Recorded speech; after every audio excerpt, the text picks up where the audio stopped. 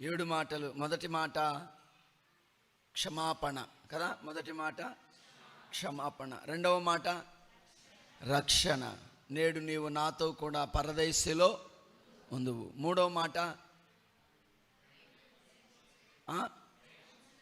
మాట ఇదిగో నీ తల్లి, ఇదిగో నీ కుమారుడు, ప్రేమ. నాలుగవ మాట చదువుదాం, మత్తయి సువార్త 27:46. మత్తయి సువార్త 27:46. ఇద్దరు మిస్ అయ్యారు, అందుకే 2 మాటలు ఆగిపోయినాయి. స్టీఫెన్ పాలు, పేతురు. ఇంచుమించు 3 గంటలప్పుడు యాషువా ఏలి ఏలి లామా సబక్త అని బిగ్గరగా కేక వేసిన ఆ మాటకు నా దేవా నా దేవా నన్నెందుకు చేయి విడిచితివని అర్థం. చాలు. ఎన్నో మాట ఇది చెప్పండి, అందరూ చెప్పండి. ఎన్నో మాట ఇది? 4వ మాట. మీరు ఎప్పుడైనా చూడండి, యాషువా మెస్సయ్య భూమి మీద 33.5 సంవత్సరాలు బ్రతికాడు. ఎన్ని మాటలు పలికాడు? 33.5 సంవత్సరాల్లో 7 మాటల. చెప్పండి. 33.5 సంవత్సరాల్లో కొన్ని వేల మాటలు, కోట్ల మాటలు మాట్లాడి ఎన్నో ప్రసంగాలు చేశాడు కదా. మరి ఇన్ని ప్రసంగాలు ఉండగా సిలువలో పలికిన 7 మాటలే ఎందుకు ధ్యానం చేస్తున్నావు ఇవాళ? ఏమా చెప్పండి. మీ ఇంటికి చుట్టాలు వచ్చారు, రాక వచ్చారు. ఇప్పుడు వాళ్ళతో ఎంతసేపు మాట్లాడతావు? చెప్పండి అమ్మా. రాంగలోనే మాట్లాడుతూ అన్నం తిని పండుకునేటప్పుడు మళ్ళా తెల్లారుజాము దాకా వ్యాపారం పెట్టి మళ్ళీ మాట్లాడి, మళ్ళీ పొద్దున్నే లేవంలోనే మాట్లాడి, మళ్ళీ వాళ్ళు ఇక మేము వెళ్తున్నామంటే బస్సు ఎక్కించడానికి బస్ స్టాండ్కి వెళ్ళిన తర్వాత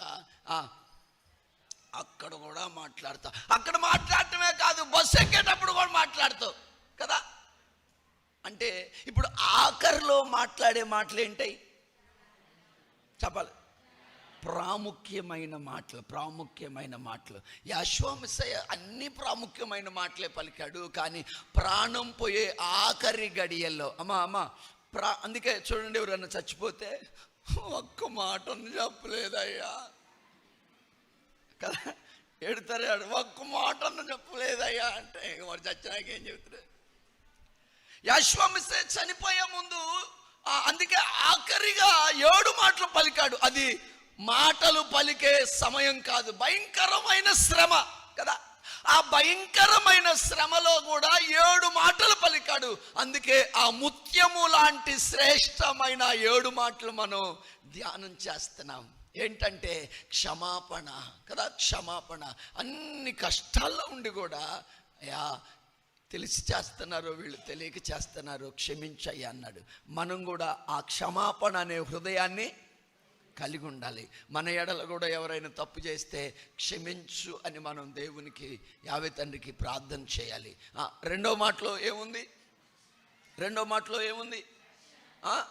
ఆఖరి గడియల్లో కూడా చూడండి, ఆ శిలువ మీద ఉన్న దొంగ అన్నాడు, అయ్యా నీ రాజ్యంలో నన్ను జ్ఞాపకం చేసుకున్నాడు.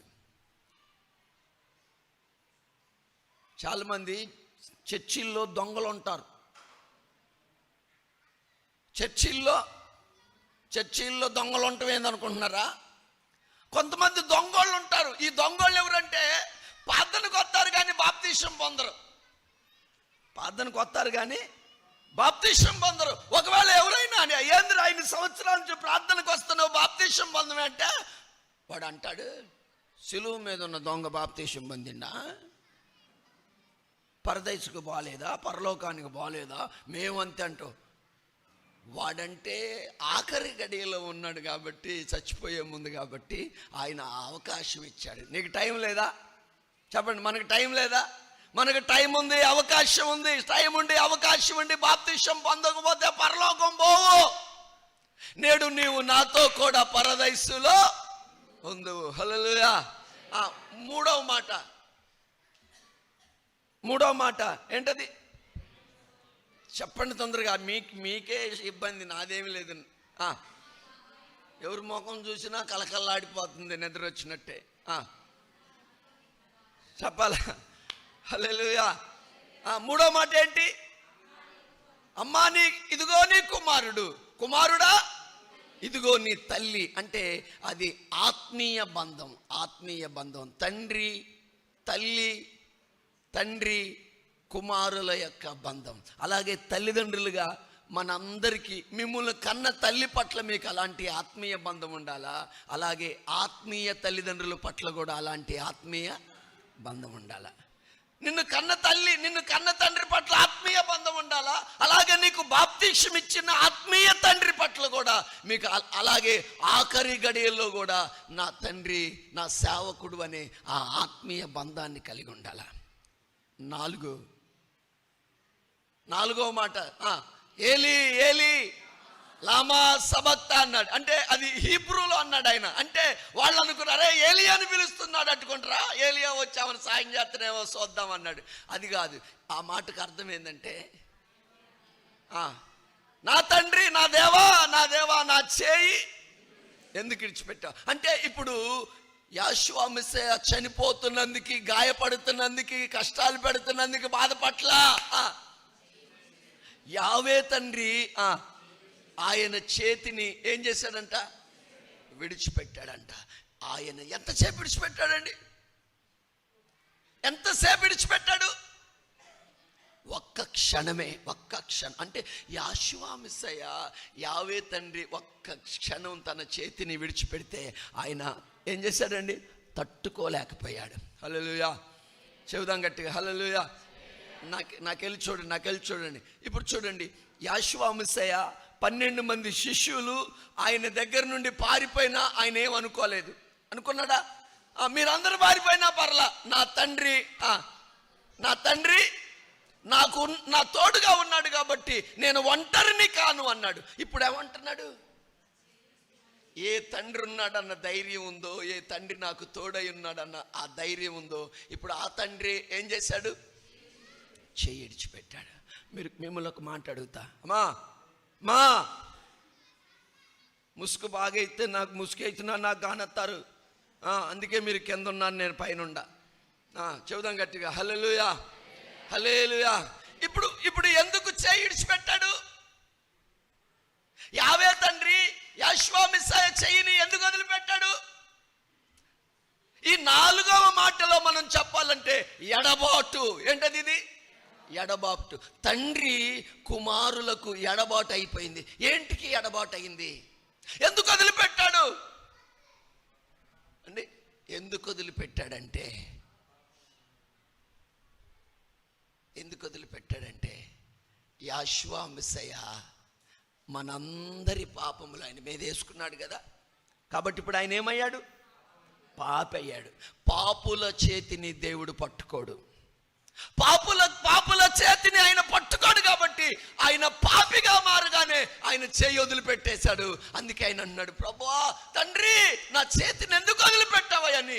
తండ్రి ఎడబాటును తట్టుకోలేకపోతున్నాడు. ఈరోజు ప్రియులరా, మనం కూడా యావే తండ్రి యొక్క ఎడబాటు, నువ్వు పాపం చేస్తే, నువ్వు పాపంలో ఉంటే యావే తండ్రి నీ చేతిని విడిచిపెడతాడు. ఆయనతో నీకు సంబంధం ఉండదు. ఆత్మీయ సహవాసాన్ని పోగొట్టుకుంటావు, ఆత్మీయతను పోగొట్టుకుంటావు. అసలుకి ఎందుకంటే ఆ పాపం నిన్ను ఆయనతో ఏం చేసిద్ది? ఎడబాటు. 4వ మాట ఏంటిదండి? చెప్పండి. 4వ మాట ఏంటి? ఎడబాటు. అంటే యావే తండ్రికి కుమారుడికి ఎడబాటు అయినట్టుగా మనం కూడా పాపం చేస్తే దేవునితో మనం కూడా ఏమైపోతాం? ఎడబాటు. 4, 5 దప్పికొని ఉన్నాను. ఏంటి దప్పిక? అమ్మగారు చెప్పారు కదా. Okay, right. ఏంటి దప్పిక? పాపపు దప్పిక ఉండకూడదు, కానీ ఆత్మల దప్పిక ఉండాలా.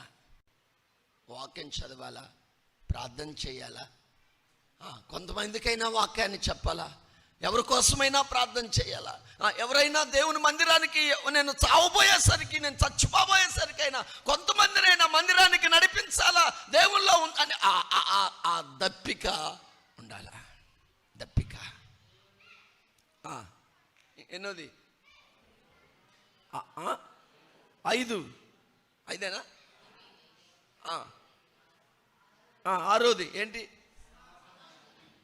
అర్థం కావట్లా. సమాప్తమైనది. 6 సమాప్తమైనది. ఏంటి? బాధ్యత కదా. మరి అనిల్ కుమార్, బాధ్యత ఏంటిదండి? అంటే యావే తండ్రి మనకు అప్పగించిన బాధ్యత ఏమవ్వాలా? చెప్పండి, ఏమవ్వాలా? ఎప్పుడు కల్లా? చచ్చిపోబోయేసరికి. అందుకే చెప్పాడు, అత్త తన బాధ్యత నెరవేర్చాలా. భర్త తన బాధ్యత, అంటే అత్తకు ఒక బాధ్యత ఉంటుంది, భర్తకు ఒక బాధ్యత ఉంటుంది, భార్యకు ఒక బాధ్యత ఉంటుంది, తల్లిదండ్రులకు ఒక బాధ్యత ఉంటుంది, పిల్లలకు ఒక బాధ్యత ఉంటుంది. ఎవరి బాధ్యతను వాళ్ళు నెరవేర్చి తండ్రి ఎదుట నిలబడ్డప్పుడు, తండ్రి నీవు నాకు ఏ బాధ్యత అప్పగించావో దాన్ని నెరవేర్చానంటే వెరీ గుడ్ అంటాడు ఆయన. హల్లెలూయా. బలా అంటాడు ఆయన. అందుకే బాధ్యత. బాధ్యత. మనం కూడా బాధ్యత లేకుండా ప్రవర్తించకూడదు. ఈ లోకంలోకి వచ్చామంటే ఒక బాధ్యతనిచ్చి పంపించాడు మనకు ఆయన. కాబట్టి ఆ బాధ్యతలను మనం నెరవేర్చాలి. మనం రేపు ఆయన ఎదుట నిలబడ్డప్పుడు ఆయన అడుగుతారు, చేసావంట? అవునయ్యా, సమాప్తమైందయ్యా అంటే. చూడండి, అశ్వమసే సమాప్తమైంది అనగలను రా అన్నాడు. దానికి మరి అయిపోయినాక ఎందుకు ఆడదా అంటే వచ్చి పక్కన కూర్చున్నాడు. హల్లెలూయా. మనం కూడా బాధ్యతను నెరవేరిస్తే మనం కూడా యావే తండ్రితో పాటు పరలోకంలో ఉంటాం. చివరి మాట, 7వ మాట చెప్పండి. నేను చదవకుండా చెప్పాలేక రెఫరెన్సులు బైబిల్ ఉన్నోళ్ళు చెప్పాకండి, బైబిల్ లేనోళ్ళు చెప్పండి. చివరి మాట, చివరి మాట. బైబిళ్ళు లేనోళ్ళు, చదవని వాళ్ళు చెప్పండి. చివరి మాట. అమ్మమ్మ, నా ఆత్మను మీ చేతికి అప్పగిస్తున్నాను. హల్లెలూయా. చెబుదాం గట్టిగా, హల్లెలూయా. ఏంటిదంట? నా ఆత్మను నీ చేతికి అప్పగించుచున్నాను అన్నాడు. అంటే ఇప్పుడు యెహోవా మెస్సయ ఆత్మ ఏమైందంట? యావే తండ్రి చేతికి అప్పగించాడు. అంటే సమాప్తమైన తర్వాత ప్రియులరా, యెహోవా మెస్సయ యావే తండ్రి చేతికి తన ఆత్మను సంపూర్ణ సమర్పణ. సంపూర్ణ సమర్పణ. యెహోవా మెస్సయ తను సమస్తం తండ్రికి సమర్పించుకున్నాడు. సంపూర్ణ సమర్పణ. మనం కూడా ప్రియులారా ఒక సంపూర్ణమైనటువంటి సమర్పణలోనికి రావాలి. నా ఆత్మను నీ చేతికి అప్పగించు. ఆ 7 మాటలు 7 ముత్యముల లాంటి శ్రేష్టమైనటువంటి మాటలు. అందుకే ఎక్కువ మంది ఈ 7 మాటలను ధ్యానం చేస్తారు. ఈరోజు యావే తండ్రి మనకు కూడా ఈ 7 మాటలు ధ్యానించే అవకాశం ఇచ్చాడు. కాబట్టి ధ్యానించడానికో చెప్పడానికో కాదు, కానీ ఈ 7 మాటలు మన జీవితాల్లో మనం కూడా ఎలా నడుచుకుంటున్నామో జ్ఞాపకం చేసుకుందాం. మరి అలాంటి కృప యావే తండ్రి మనకి ఇవ్వాలని కోరుకుందాం. మరి యావే తండ్రి తన మాటలు దీవించునుగాక. హల్లెలూయా. తలలో ఉంచుదాం, ప్రార్థన చేసుకుందాం. మరి మాణిక్యమ్మ గారు ఉన్నారా? జిల్లెల మాణిక్యమ్మ గారు. ఈ రాత్రి మరి జిల్లెల మాణిక్యమ్మ గారు జక్కరయ్య గారి గృహంలో కుటుంబ ప్రార్థన ఉంది. మరి అందరికీ భోజనాలు ఉన్నాయి అక్కడ. మరి అందరూ కూడా సిద్ధపడి రావాలి. అలాగే మరి ఆ ప్రార్థన కంటే ముందు నామా జ్యోతమ్మ గారు రేపు వారి కుమార్తె వివాహం ఉంది. కాబట్టి అక్కడ 7 గంటల నుంచి 8 గంటల దాకా అక్కడ ప్రార్థన ఉంటుంది. 8 గంటల నుంచి మరి 10 గంటల దాకా మరి జక్కరయ్య గారి గృహంలో ప్రార్థన ఉంటుంది. మరి గమనించి సకాలంలో సిద్ధపడి రావాలని కోరుతున్నాను. ప్రార్థన చేసుకుందాం. పరిశుద్ధుడైన మా తండ్రి, మమ్ములను మిక్కిలిగా ప్రేమించిన మా పరలోకపు రాజా, నీ పరిశుద్ధ నామానికి స్తోత్రాలయ. మరొకసారి నాయనా ఈ యొక్క సమయమందు మీ పాదాల దగ్గర చేరి మిమ్మల్ని స్తుతిస్తూ ఉన్నా.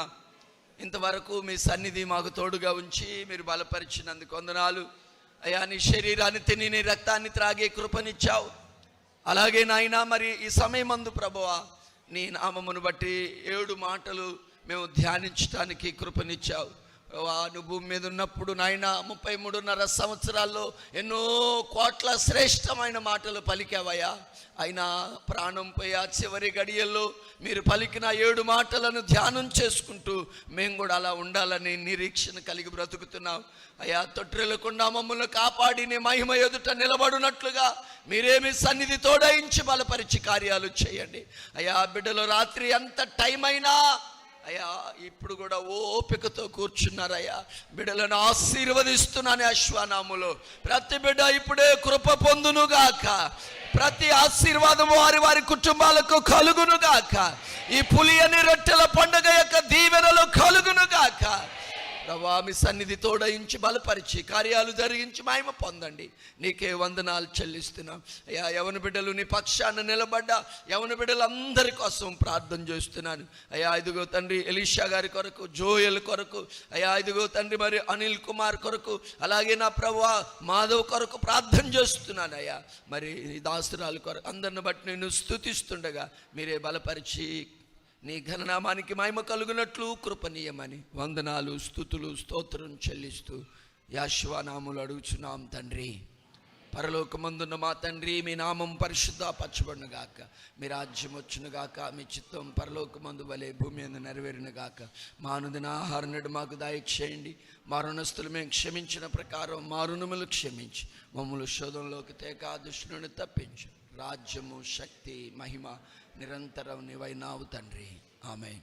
మన రక్షకుడైన యేసుక్రీస్తు వారి కృప, తండ్రి అయిన యావే ప్రేమ, వారిద్దరి నుండి బయలుదేరి పరిశుద్ధాత్మని యొక్క సన్నిధి, సహాయము ఇక్కడ చేరిన బిడ్డలందరికీ సదా తోడైండునుగాక. ఆమేన్, ఆమేన్. అందరికీ షలోం.